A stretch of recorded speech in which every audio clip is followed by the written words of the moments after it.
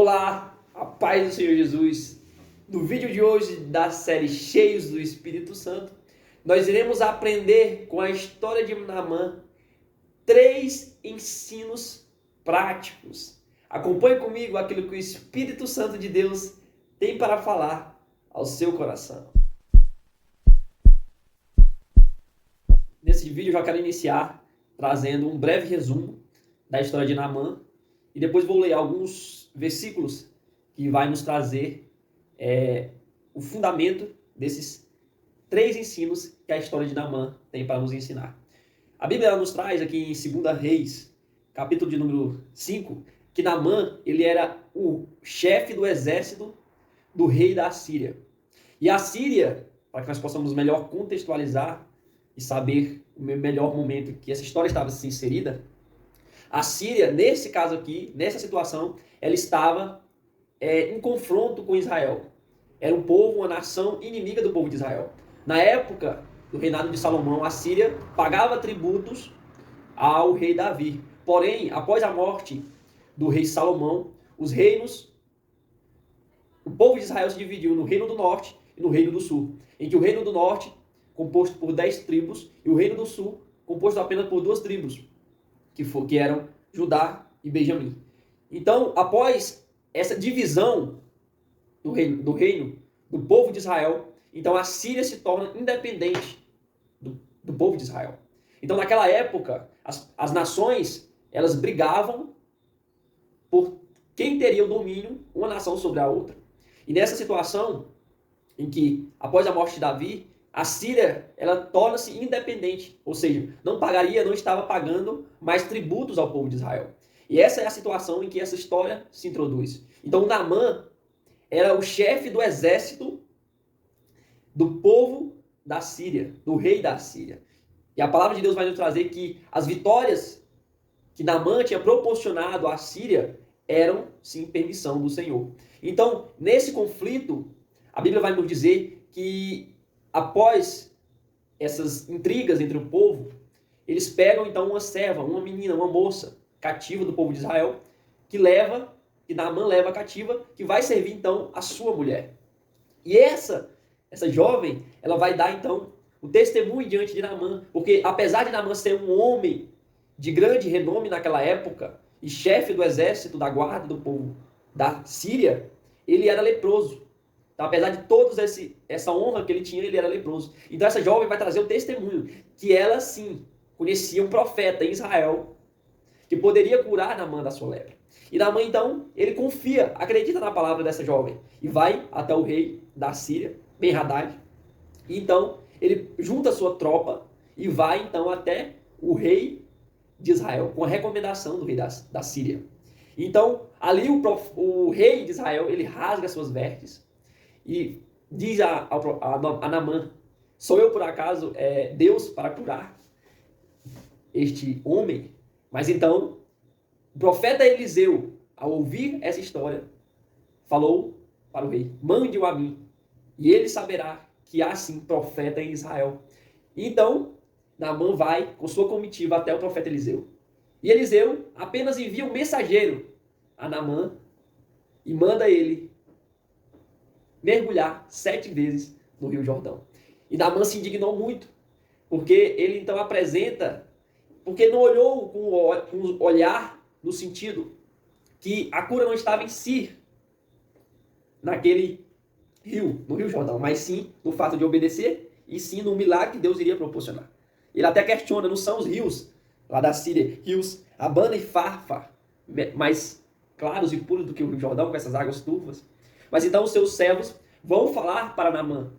Se o profeta não tivesse falado algo mais difícil, você não teria feito, quanto mais um simples mergulhar no Rio Jordão. Então Naamã faz e é curado da sua lepra. Essa é a história de maneira simples. Mas o que essa história tem para nos ensinar? Então nós vamos aprender 3 pontos que a história de Naamã pode nos proporcionar. O primeiro ponto: a nossa posição diante da sociedade não representa nada diante de Deus.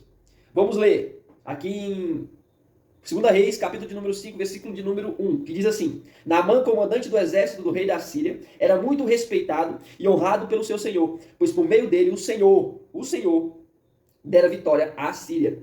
Mas esse grande guerreiro ficou leproso. Então nós vemos, como eu falei no início, que Naamã era um homem requisitado, um homem respeitado. Mas quando ele vai até o profeta Eliseu com sua comitiva, com suas carruagens do seu exército, nós vemos apenas o profeta Eliseu enviando um mensageiro até Naamã. E ele se indigna porque ele achou que o profeta iria aparecer diante dele, dizendo, ô meu Senhor, e eu iria orar, e o milagre iria acontecer. Mas só que Deus, ele não nos olha de acordo com a posição, de acordo com o nosso status social, de acordo com o nosso poder. Para todos, para Deus, nós todos somos iguais. Aqui eu acredito que Eliseu, como um ser humano, como um homem, ele até poderia querer ir, talvez, fazer uma recepção calorosa, ainda mais porque era um homem importante. Mas eu acredito que Deus falou para ele apenas enviar um mensageiro até Naamã e dar a ordem que através da obediência aquela ordenança ele seria curado. E então nós vemos que nós, como seres humanos, independente da posição que nós estamos, para Deus nós somos iguais. Por quê? Porque Deus, o mesmo Deus que exalta, é o Deus que humilha. Então tudo que acontece na terra é através da soberana vontade de Deus. Como a própria palavra de Deus nos disse, que esse homem, ele era honrado, ele teve vitórias diante das nações, porque o Senhor permitiu. Nós vemos lá em 1 Samuel, na oração de Ana, apresentando diante do Senhor a sua alegria por Deus proporcionar um filho a ela, que ela era estéril. Nós vemos aquela oração linda nos trazer que o Deus, ele é o mesmo que faz o homem enriquecer, é o mesmo Deus que faz o homem empobrecer, é o mesmo Deus que humilha, é o mesmo Deus que exalta. Ou seja, tudo que acontece nessa terra é da permissão de Deus.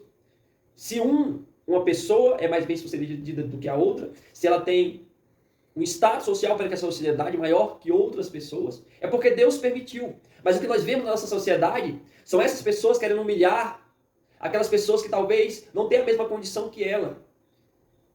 Mas isso para o Senhor, diante do Senhor, é um erro muito grave. Porque a palavra de Deus, ela nos ensina que nós devemos amar o nosso irmão como a nós mesmos.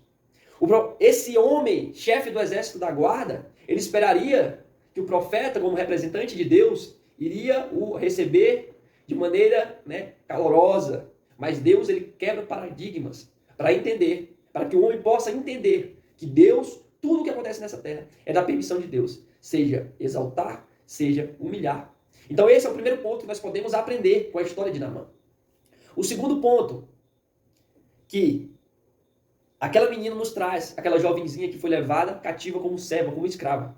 Segundo ponto, independente das circunstâncias, que nós não possamos deixar de testemunhar do Deus vivo, pois em cada situação ele tem um propósito específico para onde nós nos encontramos. Nós vemos que essa garotinha, ela foi levada como escrava, levada como cativa. Ou seja, ela estava numa posição de serva, de escrava. Ou seja, ela tinha perdido a sua liberdade. Mas, mesmo nessa circunstância, ela não deixou de dar testemunho do Senhor. Nós vemos nos nossos dias, na nossa sociedade, pessoas que se encontram, talvez numa situação difícil para um determinado momento, mas ali elas acabam blasfemando, murmurando do Senhor. Como pode eu, ser servo do Senhor, estar nessa situação difícil, perecendo? Mas elas não entendem que Deus tem um propósito específico para cada situação. Até talvez uma doença incurável, que a pessoa fala, talvez possa pensar que Deus o abandonou. Mas Deus, através daquela doença, pode fazer algo sobrenatural, mostrar o seu poder e a sua glória diante dessa situação.